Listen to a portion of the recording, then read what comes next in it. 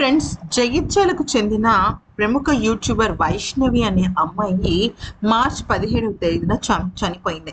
అయితే ఆ అమ్మాయి చనిపోయింది అని చెప్పే బదులు తనని అతి క్రూరంగా చంపేశారు అని చెప్పడం కరెక్టేమో అనిపిస్తుంది. అయితే ఎవరో దుండగులో పేరు తెలియని వాళ్ళో కాదు, కట్టుకున్న భర్త 4 నెలల గర్భిణి అయిన తన కట్టుకున్న భార్యను చంపేశాడు, అది కూడా అతి కర్కోశకంగా. అయితే ఇక విషయంలోకి వచ్చినట్టయితే అసలు ఈ అమ్మాయి వయసు 19 సంవత్సరాలు. 19 సంవత్సరాల వయసులో ఆ అమ్మాయి గర్భాన్ని మోస్తుంది. అంటే వీళ్ళకి పెళ్ళయ్యి దాదాపుగా సంవత్సరం అవుతుంది, సంవత్సరం దాటిందంటే లాస్ట్ ఇయర్ 2025 మేలో వీళ్ళకి పెళ్ళయింది. సో ఇప్పుడు ఇంకా సంవత్సరం కూడా కాలేదు, అయినా కూడా సంవత్సరం కాకముందే తిరిగి రాని లోకాలకు పంపించేశాడు అనమాట భర్త. అయితే ఎంత దారుణంగా ఆ అమ్మాయిని చిత్రహింసలు పెట్టాడో మనం మాటల్లో చెప్పలేం. అయితే నిజానికి అంత చిన్న వయసున్న అమ్మాయిని అసలు ఎవరో ముక్కు మొహం తెలియని వాడు, నువ్వు లేకపోతే నేను చచ్చిపోతాను, నువ్వు లేకపోతే నేను బ్రతకలేను అన్న వాడికి పెళ్లి చేయటం అంటే ఈ అమ్మాయిని ఇచ్చి పెళ్లి చేయడం అనేది చాలా పెద్ద తప్పు. ఎందుకనంటే 18, 19 ఏళ్ల వయసు ఉంది అంటే అసలు అది కరెక్ట్ వయసు కాదు పెళ్లికి. ఎప్పుడైనా సరే అమ్మాయిలు ఉద్యోగం చేసి వాళ్ళ కాళ్ళ మీద వాళ్ళు నిలబడిన తర్వాత పెళ్లి గురించి లేకపోతే వాళ్ళ ఫ్యామిలీ గురించి ఆలోచించాలి తప్ప ముందు నుంచే ఆలోచించి ఏదో చేసేద్దాం అనుకుంటే మాత్రం అది చాలా పెద్ద పొరపాటు. సరే, పెళ్ళయింది, అంతా అయింది.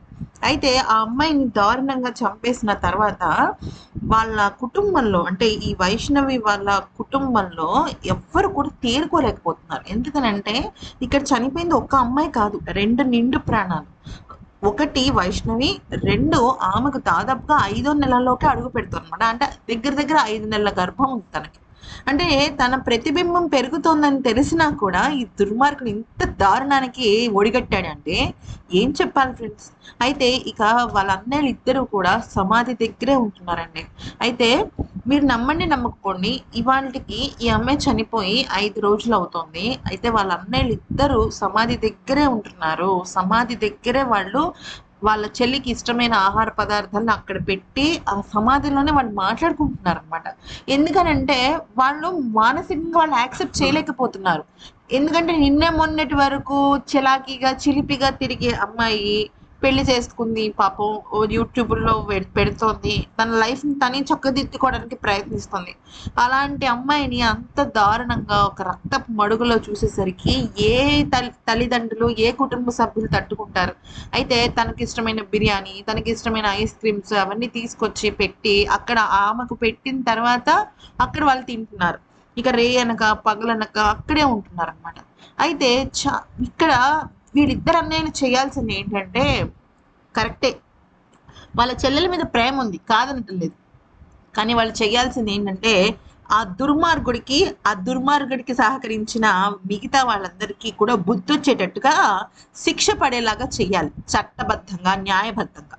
అంతేకాకుండా వాళ్ళ చెల్లి లాంటి చాలా మంది అమాయకపు అమ్మాయిలు ఉంటారు చూసారా, అలాంటి వాళ్ళకి కనీసం మీరు దయచేసి మీ సొంత కాళ్ళ మీద మీరు నిలబడి మీరు ఎక్కడైనా సరే ఏదైనా ఇబ్బంది పడుతున్నారు అనుకుంటే ఇమ్మీడియట్గా మీరు రివర్స్ అయ్యి మీరు ఆ సేఫ్ జోన్లోకి వచ్చేటట్టుగా వాళ్ళు చూసుకోవాలన్నమాట. ఎందుకంటే ఇప్పుడు ఈ అమ్మాయి ఇతనితో సంవత్సర కాలం పాటు ఉంది, చాలా గొడవలను చూసుంటుంది. ఆమె తన యూట్యూబ్ వీడియోస్లో కూడా కొన్ని బాధాకరమైన వీడియోలు పెడుతూనే ఉంది. అంటే చంపేసేదానికి వెళ్ళారంటే వాడు ఎంత ప్రీ ప్లాన్ చేసి ఉండాలి.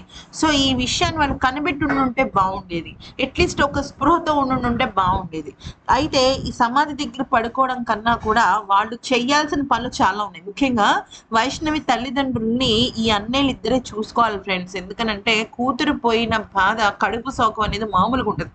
సో ఆ విషయం పైన ఈ ఇద్దరు అన్నయ్యలు వాళ్ళని కుటుంబాన్ని వాళ్ళే బాగు చేసుకోవాలి.